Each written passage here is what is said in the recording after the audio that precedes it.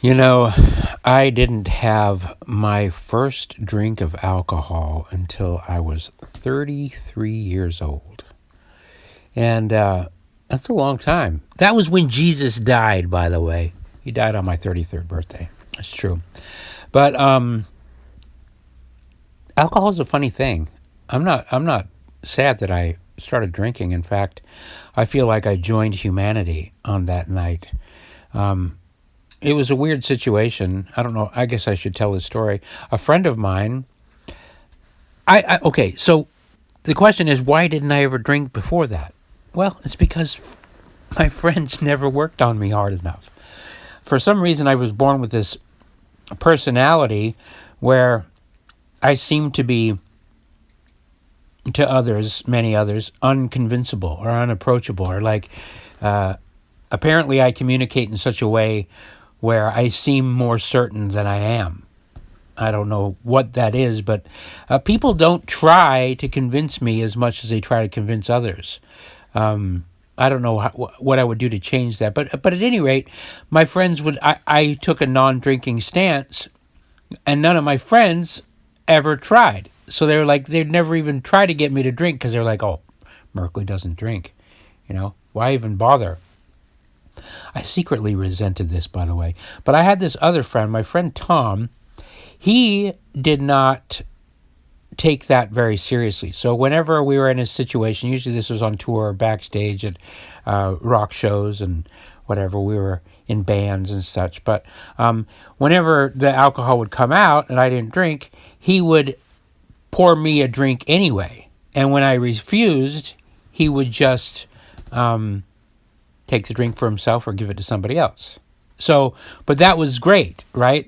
What a wonderful thing. It's like, well, I'm going to pour you a drink anyway, and you can decide once I hand you or try to hand you the drink. Anyway, the night that I started drinking was backstage in that Berkeley Bowl, whatever. What's the name of that place? But the Black Eyed Peas were backstage too because they were opening up for Tom's band. And so there were all these people standing around when Tom made me a drink and himself a drink. And when he went to hand me my drink, I looked around and there were a bunch of people standing there, and I thought, God damn it, I don't want to tell another group of people for the billionth time why I don't drink. Because every time somebody asks you, offers you a drink and you say, no, I'm not drinking, they want a big long explanation, and it's a buzzkill. Nobody likes it, right?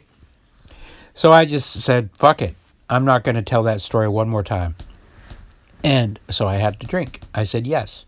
And it was funny because then I got a little buzzed and I was like talking to people backstage and like, so alcohol, it just makes you feel tired and goofy? That's really all it does? And they all thought I was doing this act, They all thought that I had a bit going. They didn't really believe that I was drinking for the very first time at 33. All right, fast forward. So I spent so for a few years after that, I still kind of held to my old ways. In other words, I didn't immediately get into drinking after that. I kind of held back and was still like, well, I made the right decision by not drinking and blah, blah, blah. But by the time a few years went by, I just joined the world in drinking. My social life, going out, being a young single person, being dragged around by his genitals unknowingly. Alcohol was a great way to deal with strangers. Quite frankly, it's a social lubricant. It works. It's functional for that. You can go around and be around a bunch of people you normally wouldn't even want to talk to, and alcohol will loosen things up, and you can joke around or walk away or tell people to fuck off, whatever. Everything that alcohol does. So I spent my mid and late 30s really catching up. I think back now about how much drinking I did. Oh my Lord, 3 or 4 times a week in San Francisco. And then it was like, 5, 6, 7 drinks a night. Basically getting pretty wasted, But I've only had 2 real blackouts in my life, but I've had a lot of brownouts. When you wake up and you think, oh fuck, Who did I text? What happened? You got to look through your phone, look through your emails, you know, and go into, damage control mode. Like, oh, crap. I had this terrible habit of, I still had the old me thinking that I drank, but I didn't want to do all the other drugs. So in San Francisco, drinking usually led to late night after parties, and the after parties were all filled with cocaine. And I've never done cocaine, never wanted to do cocaine, because while alcohol always looked alluring, in other words, people who were drinking always looked like they were having fun, cocaine didn't look that way to me. That's when people got really annoying. And I thought, I already seem like I'm on cocaine. I don't need cocaine on top of my personality, which is already pretty overbearing. Do you know what I mean? So I never did it. So I would leave the parties, and then I would feel abandoned. Even though I'm the one that left, I'd feel abandoned, and I'd send all these resentful texts and stuff like that because I was lonely. Anyway, why am I telling you this story now? Well, tonight on my wall, somebody was commenting, being, Berkeley, you're a phony artist. You do all this stuff. You're just an ex-Mormon. Belligerent texting, which I recognized immediately, having done that a lot in my probably early 40s. This is scary, right? Early 40s. Talk about a delayed childhood. So I recognized for what I was commented as such, and as I do on Facebook now, I went into Messenger. I had to confirm whether or not I was right. I knew I was right already. I knew I could spot a drunken commenter.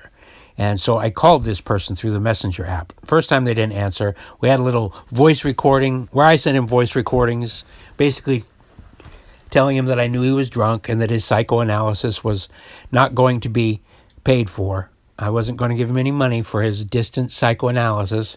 But so he called me back, and sure enough, totally drunk. It was in Washington, D.C. I could hear birds chirping. He was slurring his words, forgetting things he just said, and basically being a drunken, belligerent fool that anybody who's been drunk or been around drunk people know. Of course, he denied that he was even drinking, which is even funnier. Who was that drunk on the Andy Griffith Show? Not Floyd the Barber. But it was like that, like comical drunk. And so, big deal, and he kept, even after the conversation, more belligerent texting. You're a racist. Wow, you're a phony intellectual.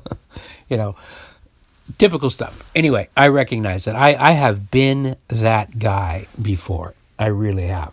Embarrassing.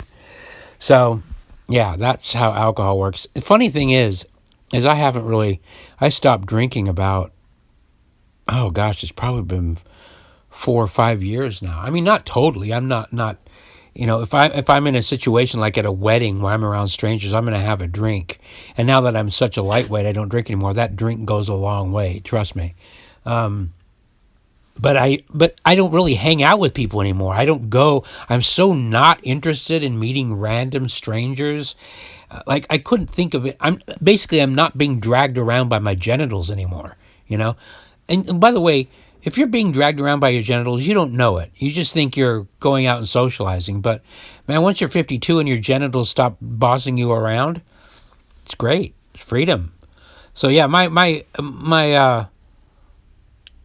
taste for alcohol went away with my taste for hanging out with random strangers.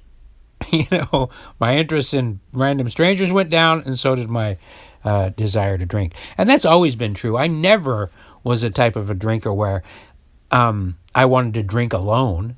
I couldn't even imagine. In fact, my brother was here at my house a few months ago, helping me fix some things up. And he looked at my bar and he goes, for somebody who doesn't drink, you sure do have a lot of alcohol. And I was like, well, there you go. Somebody who drinks doesn't have a lot of alcohol. So the alcohol that's currently in my bar has been there for years, aging, Anyway, where was I going with this? That's pretty much it. That's my thoughts on drinking. That's a story about drinking. And boy, I don't miss it. I just do not miss the hangovers. I really don't miss the damage control. Oh, that thought of waking up and checking my text messages or my Facebook to see what kind of sad temper tantrums I had thrown. And because, I mean, for the most part, I was a happy drunk, but if I felt abandoned, I would be, whoa, what are you going to cocaine parties, man?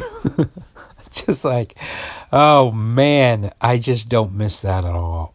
Apologizing, trying to recoil, explain myself, hoping that they were drunk enough that they didn't remember either. You know, all that stuff. I really look back and I think, what a waste. It's not like I'm sitting here with a bunch of friends that I made in those days or a bunch of experiences that I cherish. You know, I don't. Those drunken days, I'm not going to lie, there are a few good memories, obviously. But those memories would have been great even without the alcohol, I think. And I'm not trying to give some anti-alcohol thing. I still think it's a wonderful social lubricant. Everybody should drink it in the right amounts and places. And honestly, I'm not even trying to give anybody advice. Just do what the fuck you want to do. I don't give a shit. I'm just using you as my free therapist, as usual. I mean, I'd be thinking about this anyway. So why not think about it into my phone? Huh? Anyway, thanks for listening.